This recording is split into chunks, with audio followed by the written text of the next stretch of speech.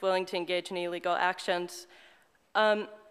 We're here because last winter, journalist Chris Hedges over there wrote, quote, "The black bloc anarchists who have been active on the streets in Oakland and other cities are the cancer of the Occupy movement," close quote. He accused them of knee-jerk antipathy to organization, hyper-masculinity, and of turning a protest whose success depended on its Gandhian principles of anti-violence into sort of a battle that most Americans cannot relate to.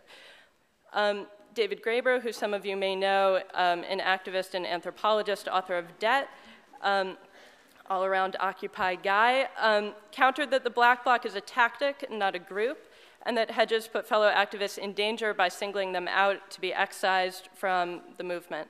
Susie Cagle, a journalist covering Oakland, noted that regardless of activist tactics, the media regularly failed to report police actions as violence. And there was little that activists could do about that.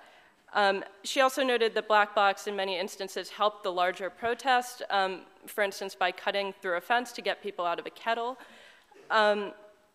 And they both noted, along with Crime Think, who's a co-sponsor of the event tonight, that the definition of violence depended on framing. The Egyptian protests that removed Mubarak were dubbed peaceful, but involved, of course, throwing rocks at police officers, setting police stations on fire. But these were dubbed peaceful protests. Additionally, of course, the first window to be broken in Occupy in New York was a cop putting someone's head through a window. So there's a lot of, the question of what defines violence is going to be discussed tonight. So our esteemed panelists are going to talk a little bit about what it means what defines violence within a social movement, what its place is. And so I'm going to raise one sort of last question of context rather than getting into what they are going to discuss. So we're having this discussion about tactics when Occupy is in fact no longer in the street. It may be again, but it's not now.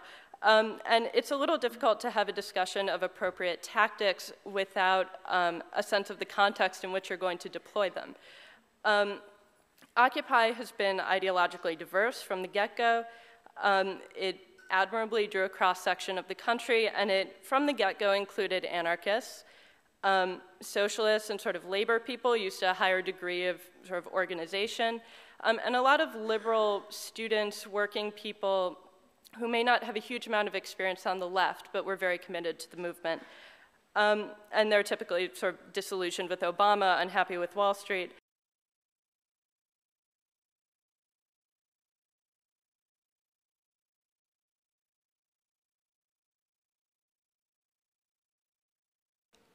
I think that sort of diversity within the movement makes this conversation extremely valuable. So when you think about tactics, when you make choices, what is at stake? What are the histories of these tactics? The debate over tactics has been a little bit muddled, I think, in part because with the diversity of people within the movement, I'm going to wrap up, you have a diversity of goals. And it's a little difficult to talk about what is the appropriate tactic without having a sense of what the appropriate goal is that you're working toward.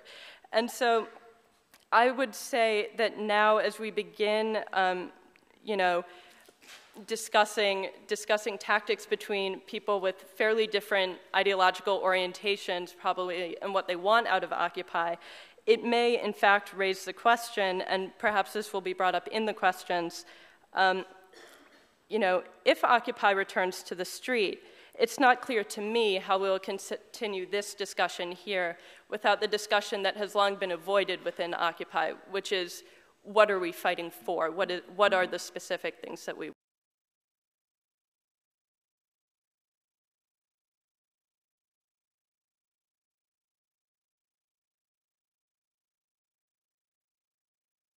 and then I will leave you to the debate. Our moderator is Sujatha Fernandez of the CUNY Grad Center. She is an associate professor of sociology at Queens College and the Graduate Center, City University of New York. She's the author of several books on urban politics and culture. The latest is Close to the Edge, In Search of the Global Hip-Hop Generation, published by Verso. She has written about the Occupy movement and recent global uprisings for the New York Times and the Huffington Post. So give them a hand.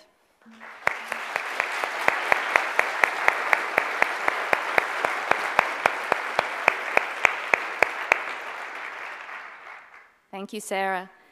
The Center for Place, Culture and Politics is pleased to host tonight's event. The center is a nexus of critical scholarship at the CUNY Grad Center, and it's directed by the Marxist urban geographer David Harvey. David, whose scholarship many of you are no doubt familiar with, will be in conversation with Chris Hedges later this month at the Brooklyn Book Festival on September 23rd, so you can check their website for details. You can also stay informed about future events hosted by the center by signing up for our mailing list at pcp.gc.cuny.edu. We'd like to start by saying thank you to Crime Inc. Ex-Workers Collective, Aid and Abet, the Sparrow Project, Occupied Media, The Independent, PM Press, Blue Stockings Bookstore, and Team Colors Collectives for sponsoring tonight's event. Many of those groups, including Crime Inc., Blue Stockings, and PM Press, are tabling tonight with books for sale, including titles by all of tonight's debate participants. I just want to make a note about the Q&A. There will be a Q&A portion of tonight's event, and we will try to have the speakers address as many of your questions as possible. We're distributing note cards throughout the audience for you to submit your questions. Please pass them down and to the right, and they will be collected in the front row. So if you have a question, please write it down on a card. So to introduce our speakers today, Chris Hedges is an American journalist, author, and war correspondent, specializing in American and Middle Eastern politics and societies. He will speak to the perspectives behind his controversial article, The Cancer in Occupy, regarding Black Bloc tactics and anarchist participation in the Occupy movement. B. Traven, our other speaker, will support the case for a diversity of tactics in the Occupy movement and in broader anti-capitalist struggles worldwide, illustrating an anarchist critique of the status quo and a vision of social transformation. Crime Inc. has produced many books and articles, including The Illegitimacy of Violence, The Violence of Legitimacy, composed in part as a response to Hedges' The Cancer in Occupy. Please thank our speakers this evening.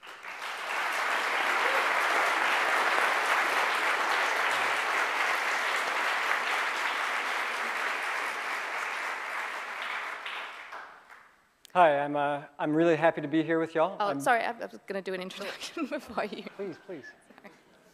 To get my introduction in first. In his article, The Cancer in Occupy, Chris Hedges labeled Black Bloc anarchists as, quote, a gift from heaven to the security and surveillance state. Critics countered that the Black Bloc is a tactic, not a group. The ensuing controversy failed to clarify the real